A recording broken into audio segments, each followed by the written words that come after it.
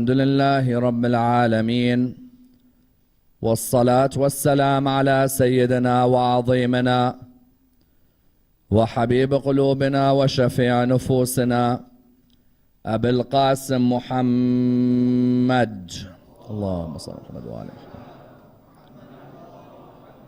وعلى أهل بيته الطيبين الطاهرين وأصحابه الغر الميامين. الحمد لله الذي جعلنا من المتمسكين بولاية سيدي ومولاي علي بن أبي طالب.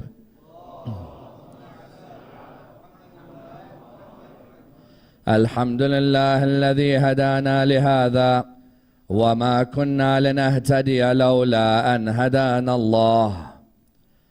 أما بعد، يقول الله في كتابه الكريم: بسم الله الرحمن الرحيم إن علينا جمعه وقرآنه. The first of our salawat in honor of Rasulullah Muhammad sallallahu alayhi wa alihi wa sallam. Allahumma salli ala Muhammad wa ali Muhammad. The second in honor of Amir al-Mu'mineen Ali ibn Abi Talib. The third with your loudest voices in honor of the Imam of our time, Imam Sahib al-Asr wal-Zaman.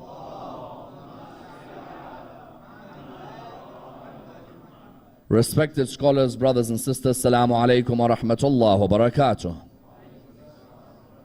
Who wrote the Quran is a fundamental question. How exactly did the transfer take place from the memory of the Holy Prophet onto that written material?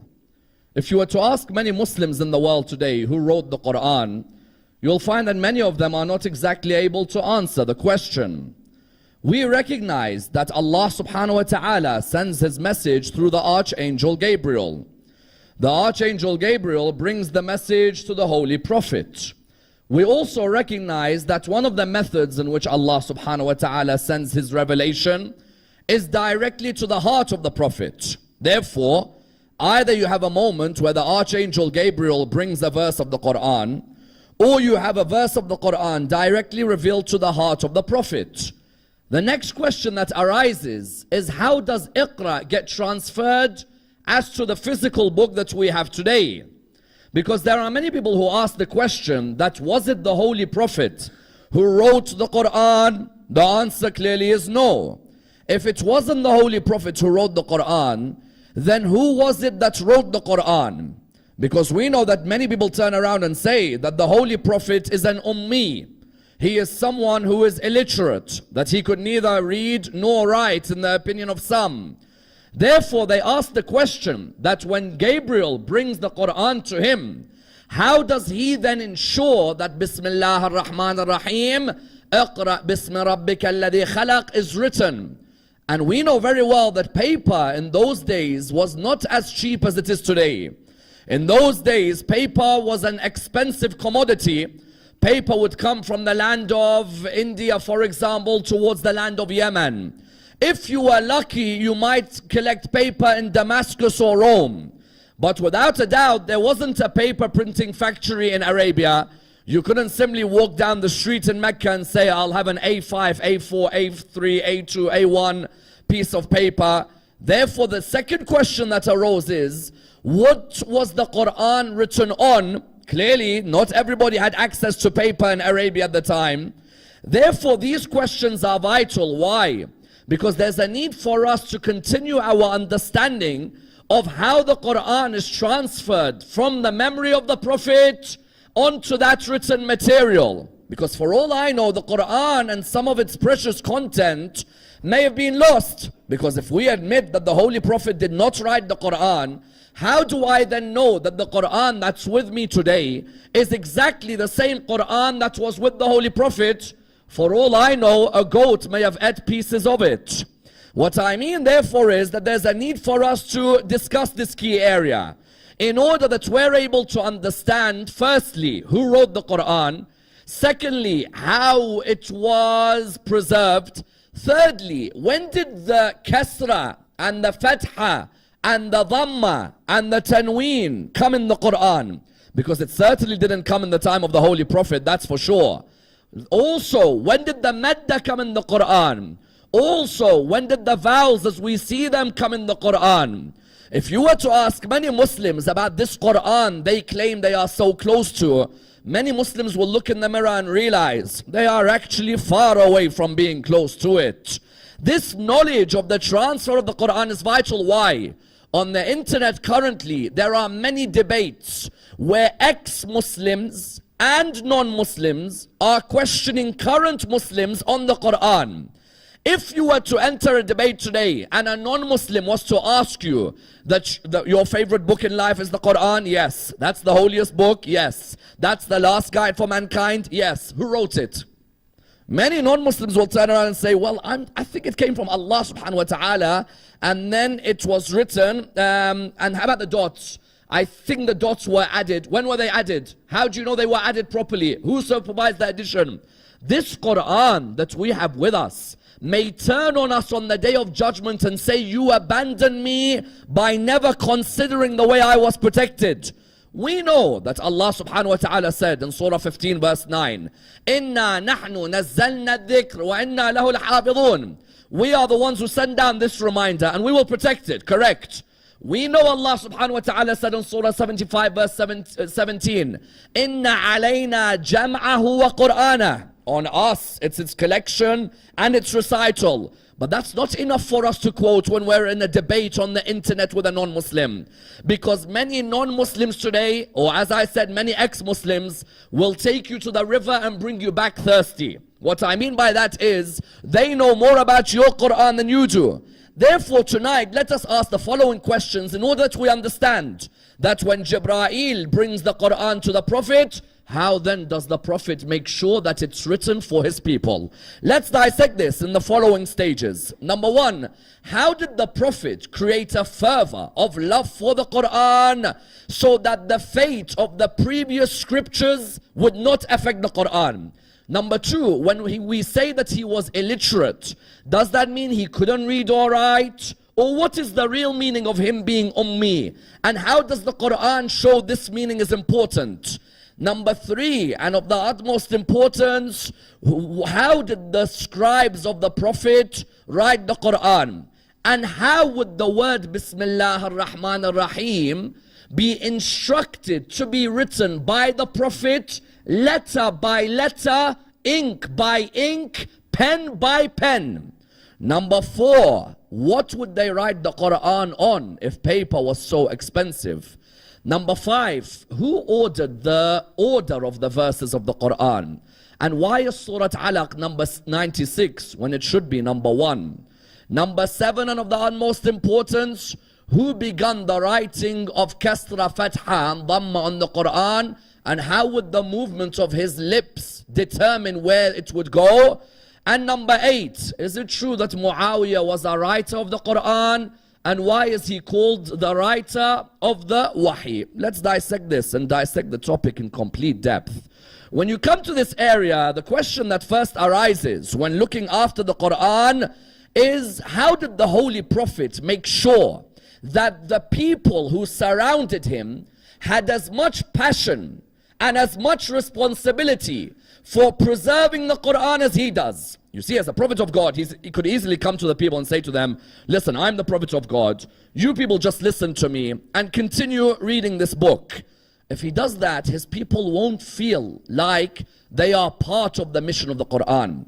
Machiavelli used to say, a great leader doesn't stand above his men. He stands beside his men. Likewise, the Prophet, being a great leader, would never stand above the early Muslim. The Holy Prophet gave us a message of leadership which was phenomenal. That this Quran is as important for you as it is important for me. You are as much part of the preservation of this Quran as I am. Never imagine that because the Quran has come down to me, that you are more important than I am. No, on the contrary. I am the recipient of the Wahi. But you have a role in preserving this Wahi as well. In which way? You see, the previous scriptures, what would happen? Prophet Musa, Prophet Isa, Prophet Ibrahim would bring the scriptures to their people. But many of the people felt, you know what, we're not as important as this message. you would find that many of them would forget about memorizing it, many would forget about teaching it, many would forget about honoring it. And therefore the fate of the previous scriptures was that the previous scriptures were lost because that idea of writing, that idea of listening, that idea of memorizing was not as important as the Holy Prophet made it. The Holy Prophet realized Ammar, Bilal, Salman, Ali, Zayd, all of them are as important to the preservation of this Quran as I am. If they feel they have a role in the preservation of this Quran, then this Quran will be preserved. And that's why when you look at the fervor he created, he didn't straight away tell the Muslims, write what I say. No. He wanted them to have a passion for the Quran, that by the end of his life in Medina, the noise of the Quran would be so loud in the mosque that he'd have to tell people, recite quietly, you're reciting too loud now. When he first began the mission of protecting the Quran, do you know how he began this mission? When he first began the mission of protecting the Quran, the first thing he did, he have Quran lessons with the brothers and the sisters. What do I mean? Sometimes in our communities, the sisters aren't honored, correct? Sometimes if a Maulana comes, the Maulana's lessons the whole time is with the brothers. No one gives lessons towards the sisters. Rasulullah, as soon as the Quran would come down, would have a separate lesson for the new male companions and a separate lesson for the new female companions. The male companions felt that they were part of the Quran, but the females as well. Why? Because he knew that this religion would remain preserved by the mothers of the nation, correct? If the mothers had a love for the Quran, then you'd find that the Quran would be preserved. The first thing you do when the Quran was revealed, there'd be a separate class for the men and a separate class for the women. In our communities today, it's a shame that you find some members of our community around the world will not honor the mothers of the community in terms of giving them classes with the speakers or with the lecturers. What then happens is, unfortunately, that you find many of the sisters complaining, Rasulullah, that was not his ethos. Rasulullah said, if you're going to have lessons in the Quran, let the brothers, let the sisters, all of them be involved. That would be number one. Number two, he'd create a passion and fervor by saying, whoever listens to the Quran and whoever recites it, both of them get an equal reward. The listener and the reciter. So the Sahaba straight away, as soon as the Quran would come, Ammar bin Yasir, for example, let's say, would look at Ali ibn Abi Talib and say to him, recite for me, Iqra bismi rabbika alladhi khalaq. Ammar would listen, Ali would recite. Then Ali would tell him, recite for me Surah Al-Muddathir. Ammar would listen, Ammar would recite, Ali would listen. That fervor would be created, that passion to hear each other recite this book. Thirdly, he'd tell them, memorize the Quran. Make sure that whatever verses I bring you, keep them to your memory. As one hadith says, make sure you refresh your memory of the Quran, for it may escape your mind quicker than the hobbled camel. The hobbled camel was a phrase which the Arabians would use in their time. Rasulullah said, make sure you refresh your memory of the Quran. So the early Muslims would go to classes. Then the early Muslims would do what? They'd listen, they'd recite, they'd memorize. Then do you know what he would do to them? He'd say to them, whenever I meet a non-Muslim, I never begin the gathering with them unless I let them hear some of the Quran. I want you to do the same. Whenever a non-Muslim would come and visit him, he would straight away recite the Quran at the beginning of the gathering. Utbah bin Rabi'a, Muawiyah's grandfather, the father of Hind, Utbah bin Rabi'a would come and tell him, Muhammad, I'll give you whatever you want. Stop talking about Islam. I'll give you whatever you want. Stop giving lectures about Islam. I'll give you the world, the wealth, the children, whatever you want. Stop talking about Islam. Rasulullah would say to him, have you heard these verses of the Quran? Before I talk with you, let's just listen to these verses. He would show that, you know what? Never begin a gathering unless you begin with the recital of the Quran. Don't we in our mosques sometimes, we begin a gathering with the recital of the Quran? Because that's the sunnah of Rasulullah. Whenever a person comes to approach you, let them hear the Quran. Even further than that, he would tell the Sahaba, all of you, when you go to Medina, read the Quran to me. Let me hear your recital of the Quran. The Sahaba would read the Quran to him. He'd listen to them. Do you know what a difference it makes when you recite in front of someone who is the top in reciting? When you recite and that person's listening to you, you feel in awe that Rasulullah's ears listen to my recital. Mus'ab bin Umar, when he went to Medina as the ambassador of Rasulullah, he went there, Rasulullah taught him how to recite the Quran. Suddenly the people of Medina had a great passion when they heard Mus'ab's love for the Quran. Further than this, Rasulullah would help them preserve the Quran and create a fervor by saying what? After Surah Al-Fatiha, read another surah of the Quran. Someone says, but hold on a minute, if the surahs weren't complete, how could you read another surah? No, if you say Salah became obligatory in Medina, for example, you had many Meccan surahs which you could recite after Surah Al-Fatiha. If Salah and Sawm and Zakat and Hajj and the Furu' ad-Din became wajib on the believers in Medina, you had more than enough surahs to recite after Al-Fatiha. Of course, in the school of Ahlul Bayt, after Surah Al-Fatiha, we have to recite a complete surah in the Quran. However, our brothers in other schools in Islam, they can start from anywhere in the Quran after Surah Al-Fatiha. That's why sometimes when you go Hajj or Umrah, when you hear the second surah after Fatiha, you're like, hold on a minute, that's not the whole surah. That rather is a part of the surah. You find in the school of Ahlul Bayt, we have to complete the full surah. Our brothers in other schools, no. They can enter from any part of the surah and leave at any part. Yet the point was what? The fervor and the passion was psychologically important, because he wanted them to understand that they were as much part of the Quran as he was. Finally, what would he do? He'd encourage them to learn writing as an important faculty in their community. What do I mean? At the end of the Battle of Badr, for example, when he wanted to release the prisoners, he would ransom them by saying, teach some of the Muslims how to write, and then I'll ransom you, correct? Then you had some verses in the Quran which would say, oh, you who believe, when you give a loan, write the loan. The writing culture he wanted to begin to instill in them. Because at the beginning, there was only about 40 odd, maximum, minimum 17, who were able to read and write in Mecca. Many people were not able to read and write.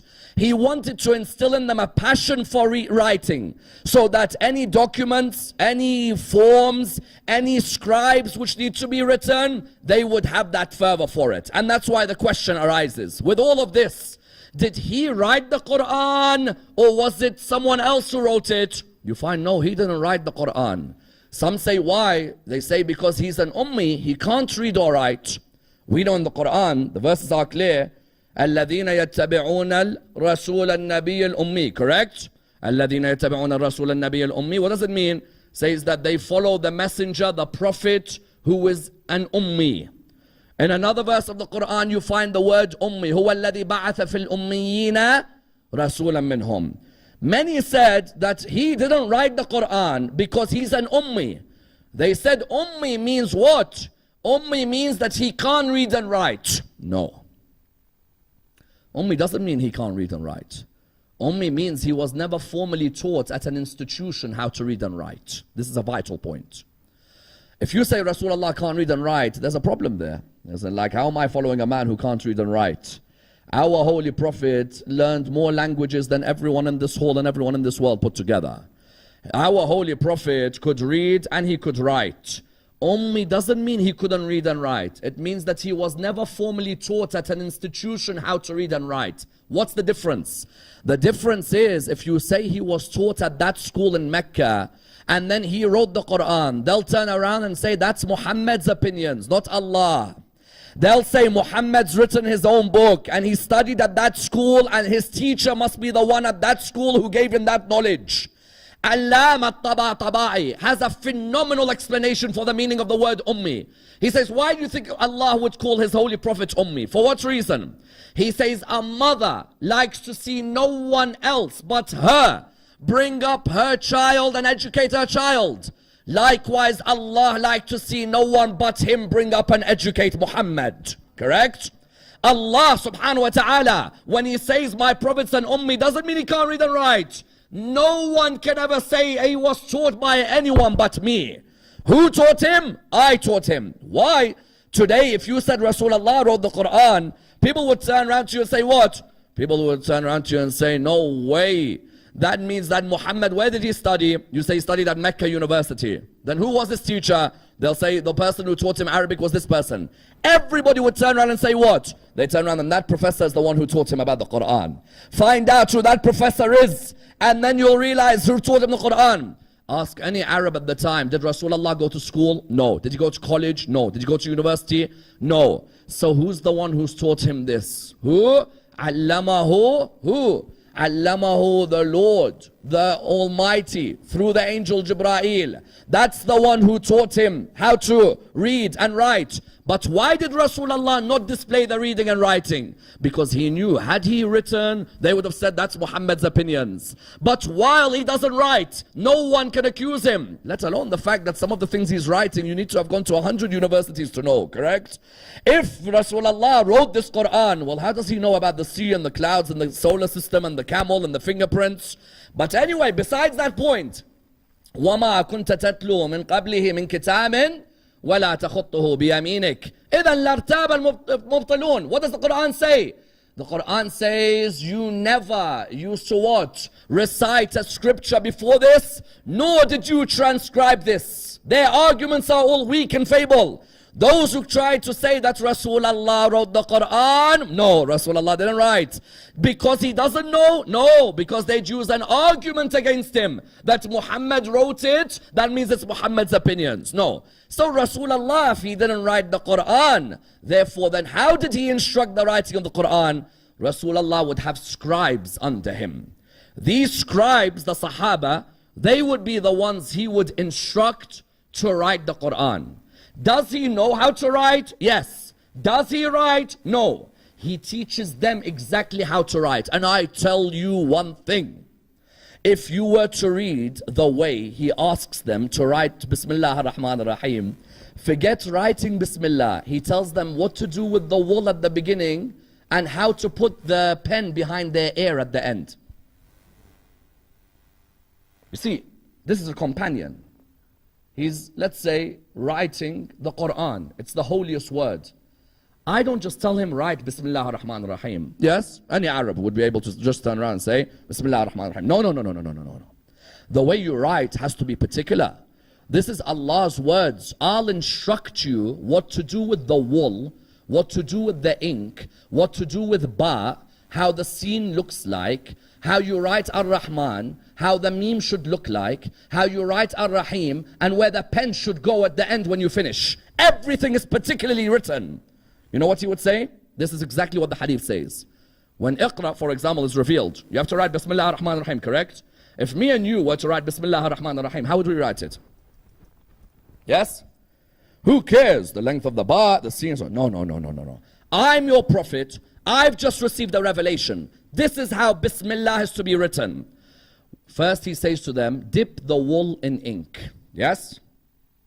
Then sharpen the pen. Yes?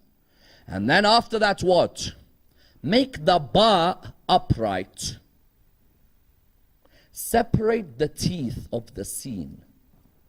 The scene has teeth, doesn't it? Separate the teeth of the scene. Do not blot the meme. Wow. You got to be careful with this book, correct? I'm not just going to haphazardly get someone and just say to him, right. Ali ibn Abi Talib and Zayd bin Thabit were the two closest of the 43 scribes of the Quran.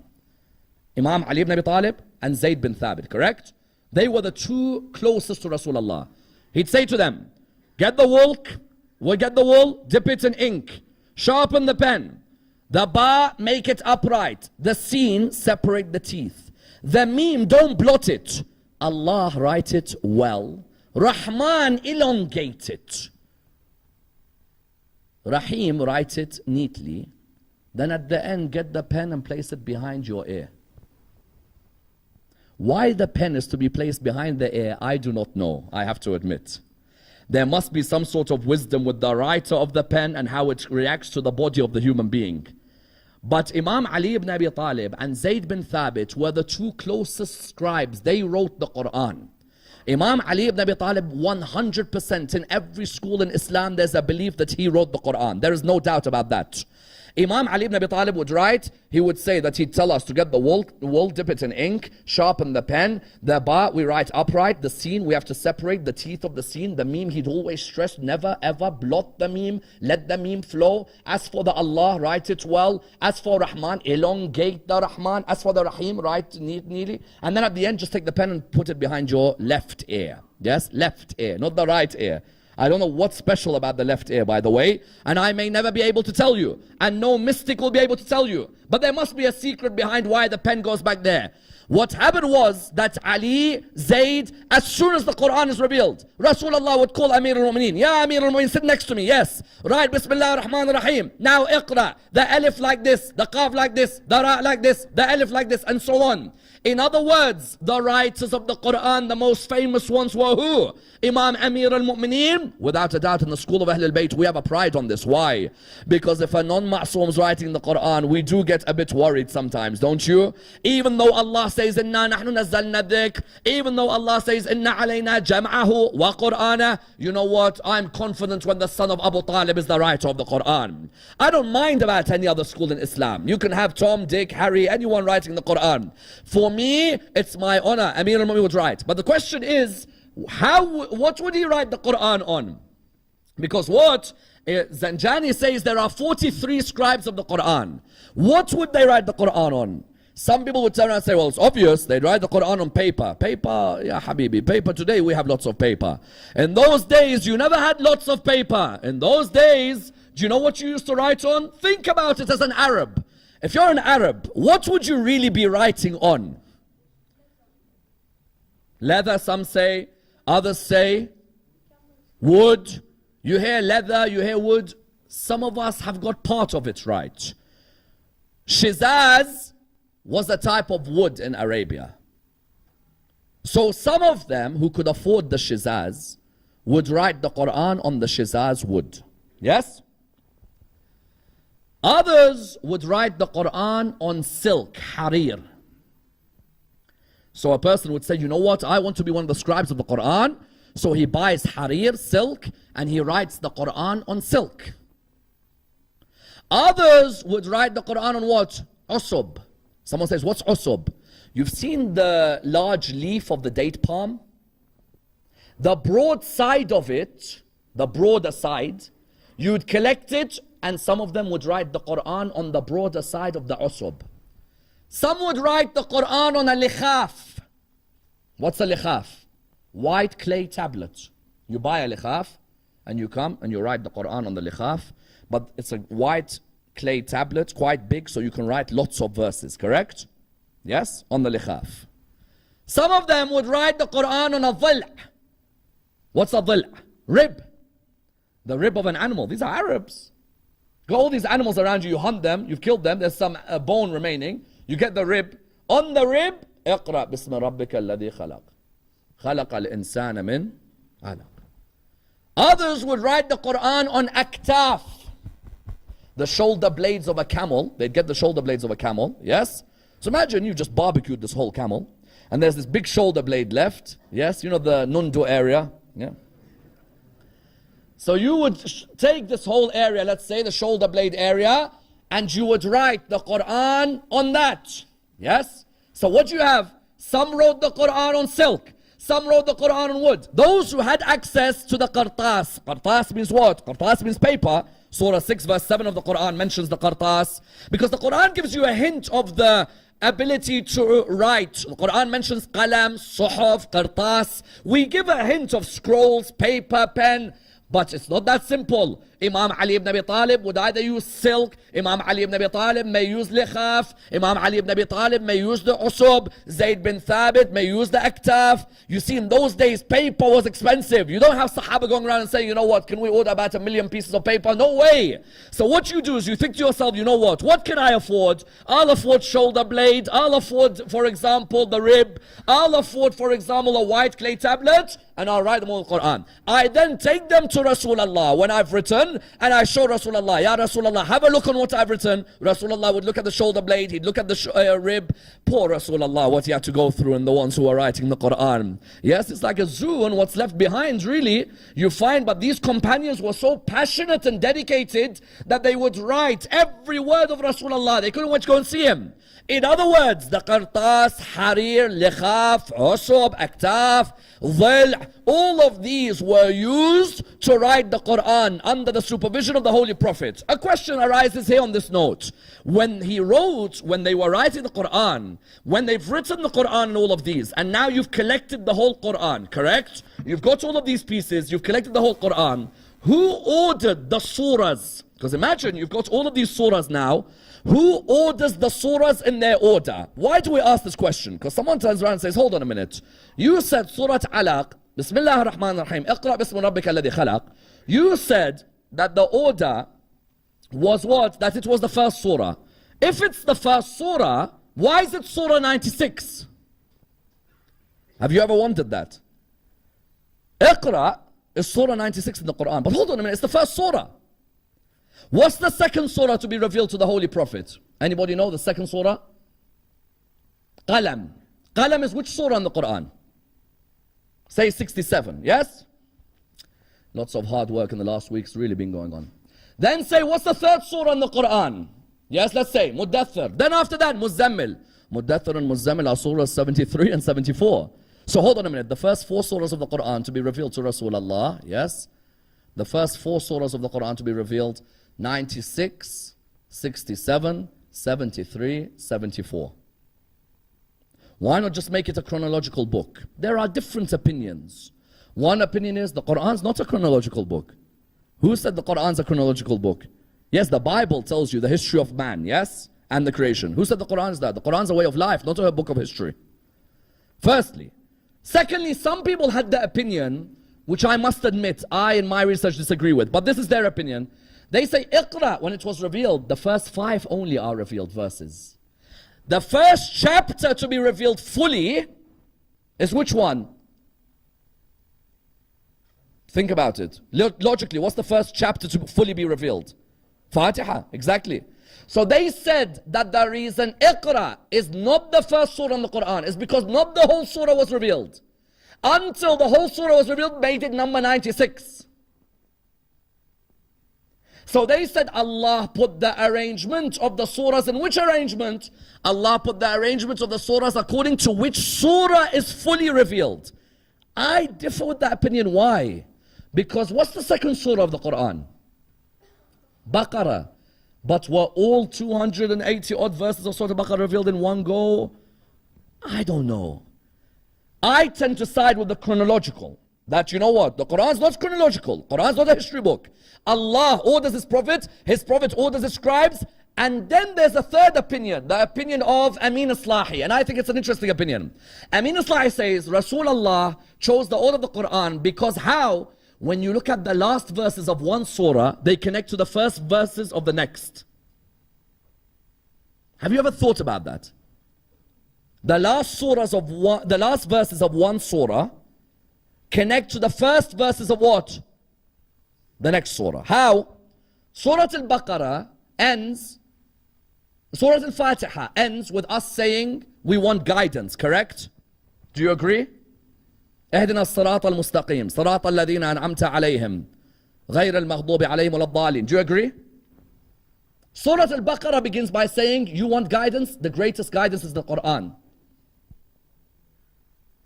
Surah Al-Baqarah ends by saying that mankind will never put a burden on his soul which he can't handle, correct?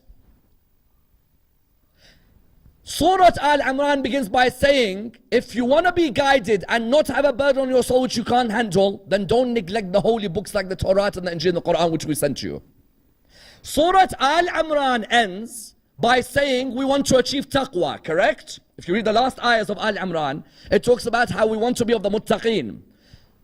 Surah An-Nisa begins by saying you want to be a muttaqi, don't forget your social obligations to men and women in your community. Do you understand? The idea of Amin Islahi was what? Amin Islahi said, when you examine the order of the Quran, the order was definitely constructed by Rasulullah, not the Sahaba. Rasulullah said, Baqarah goes here, or Fatiha goes here, Baqarah, Al-Imran, Nisa, Ma'idah, An'am, A'raf, Anfal, Tawbah, Yunus, and so on. He's the one who said how it all goes in an order, because if you look at the last ayat of one surah, they connect to the first ayat of the next. And I think it's an interesting theory. that it's a theory which makes a lot of sense if all of you ponder on the last ayat of surahs today and look at the first ayat of the ones after, you'll see there's a connection where there's an unbelievable flow taking place.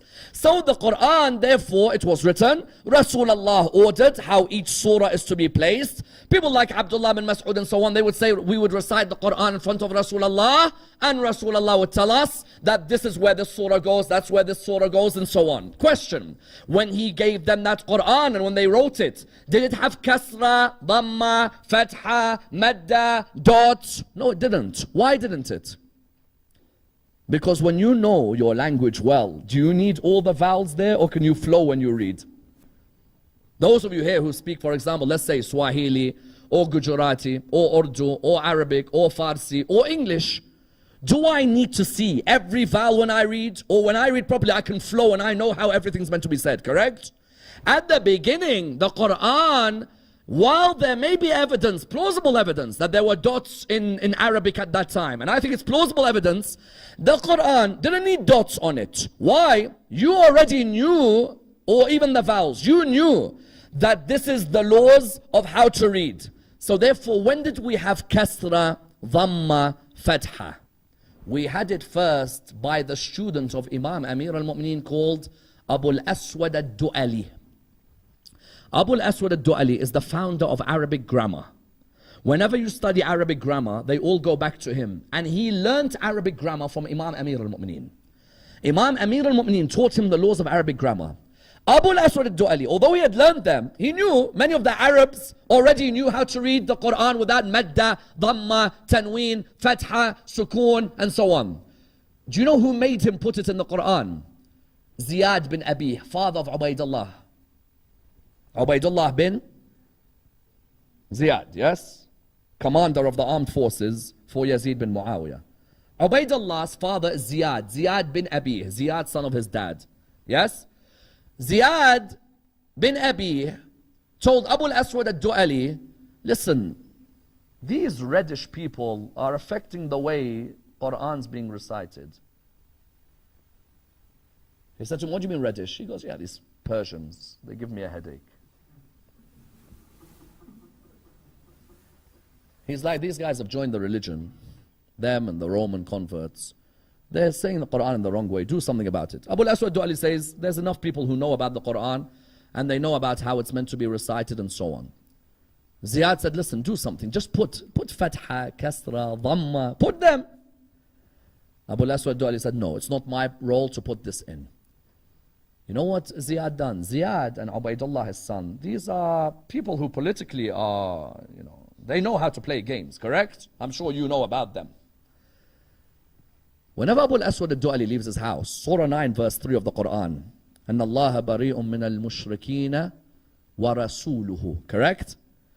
Whenever Ziyad would leave his house, whenever Abu al-Aswad would leave his house, Ziyad had hired someone, listen, whenever he leaves his house, recite Surah 9 verse 3 and say, أَنَّ اللَّهَ بَرِيءٌ مِّنَ الْمُشْرِكِينَ وَرَسُولِهِ.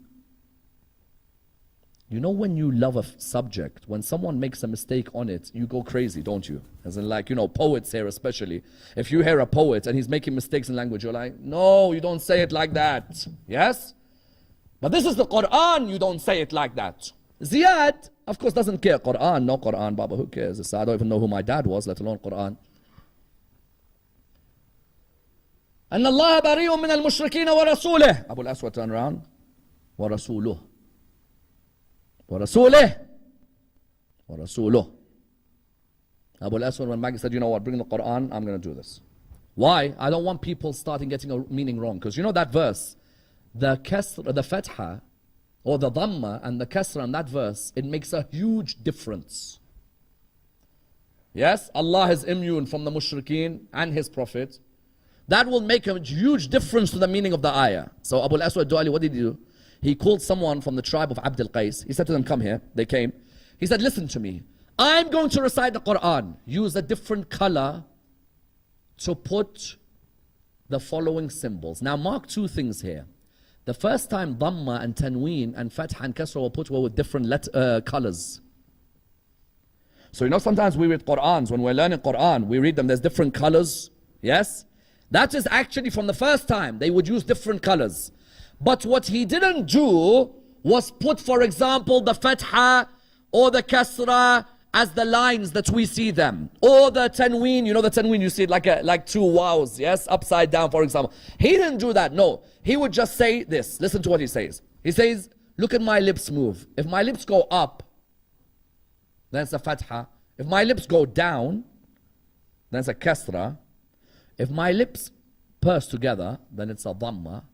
If you hear a nasal movement in my voice, then put two dots depending on the nasal movement with the lips. So what he would do, the person writing, would put a dot at the top, that means what? Fatha. A dot at the bottom, that means what? Kasra. Two dots means what? Tanween, correct? That was the first person who done this, but not the way we have them. Rather, it was done in dots. Then the addition of dots into the Quran, for example, for Seen and Sheen. For example, Seen and Sheen, those dots, they were added by who? Yahya bin Ya'mar in the time of Hajjaj bin Yusuf. Okay? Then the Madda and the Fatha as a straight line and the Kasra at the bottom, these were added by who? Khalil bin Ahmad al-Farahidi. He's the one who first added them many years after Rasulullah was alive. He's the one who first added the way we have them today. In other words, were there dots at the time of Rasulullah? Not necessarily. Was there Fatha, Kasra, Dhamma? The Arabs knew their language well. When did this all come? In the time of Bani Umayyah, you found a rise of these things. But of course, the presence of the Imams of Ahlul Bayt meant that they would supervise everything. In other words, the Quran was preserved by the Prophet. The Quran was honored by the scribes. The Imams of Ahlul Bayt were present. Someone asked the question. Ibn Majah in his Sahih says that Aisha says there was a verse on stoning and on suckling in the Quran. But because of the havoc that happened in the time of Rasulullah, a goat ate it. It was under my bed, but the goat ate it and it's not there anymore. Do we believe in this? No, we don't. No. Aisha, maybe, you know, the goats in her house did eat a part of the Quran. But alhamdulillah, Imam Amir al-Mu'mineen is alive. And Imam Amir al-Mu'mineen will ensure that a goat doesn't come near the Quran. Because Imam Amir al-Mu'mineen, without a doubt, is the walking Quran on this earth, correct? Imam Amir al-Mu'mineen doesn't worry about goats moving around his bedroom at home. Rather, Imam Amir al-Mu'mineen makes sure that the Quran was honored, that the Quran was protected. That's one angle. Another angle. Was Muawiyah a writer of the Wahi? Some ask the question. Because you know one of the merits they give to Muawiyah today, the school in Saudi Arabia and all that filth over there. One of the merits that they give Muawiyah is what? They give the merit to Muawiyah that he's the writer of the Wahi. Yes? Writer of the Wahi means what? That he would write the Quran. Well, when did he convert to Islam for him to write the Quran? He firstly converted in the last couple of years of Rasulullah's life. But that's the beauty. The ones who convert at the end know more about Islam than the ones who were there at the beginning. Correct or no?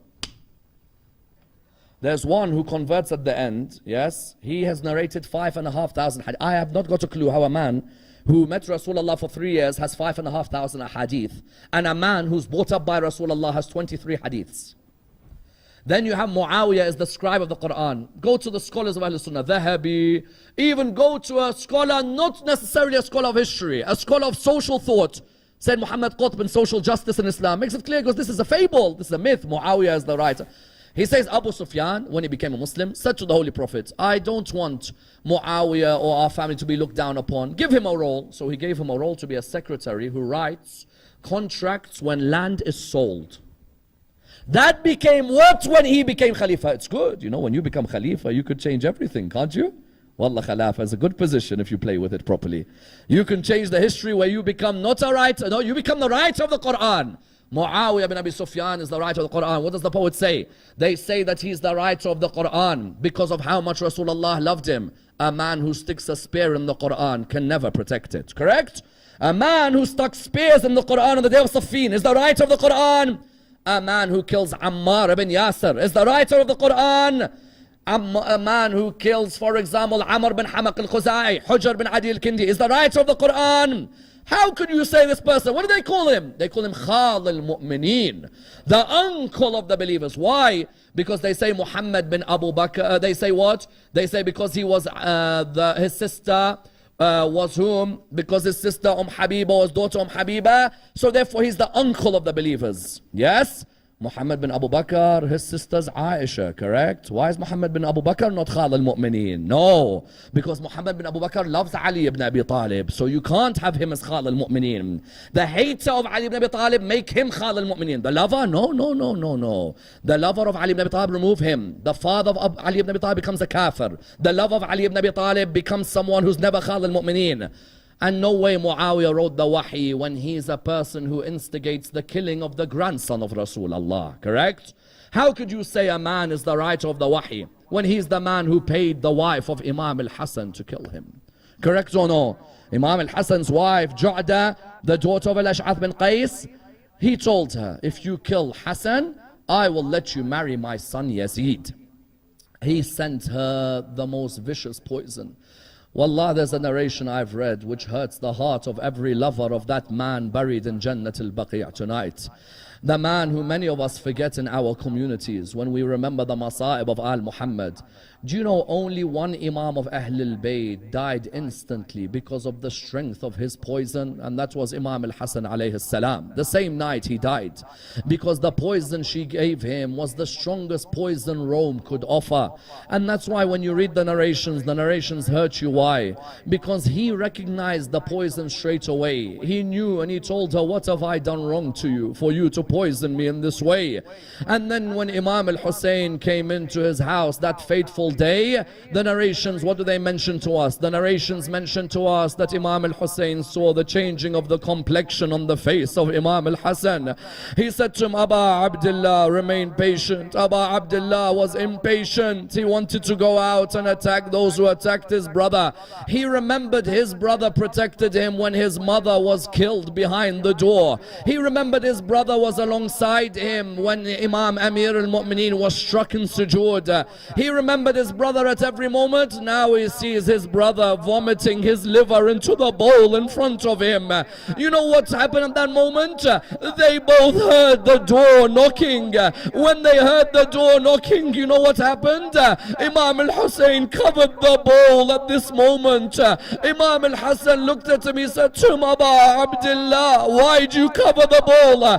He said, because I don't want Zainab to see what's been vomited into this bowl. He said to him, Aba Abdullah, if you can't bear to let Zainab see what's in this bowl, then how will you bear to allow to see Zainab with your head in the bowl of Yazid in the court in Sham? Inna lillahi wa inna ilayhi raji'un. We pray to Allah subhanahu wa ta'ala to raise us with Muhammad and Al Muhammad. Ya Allah, allow us to be amongst those who protect the Quran. Allow us to be amongst those who discuss and debate those who attack the Quran. Ya Allah, allow us to be those who receive the shafa'ah of the Quran. Raise us with Muhammad and Al Muhammad. Allow us to be amongst those who visit Imam al-Hassan at Jannat al-Baqi'. We pray to Allah subhanahu wa ta'ala the Surah al-Fatiha, but before it the loudest of your salawat.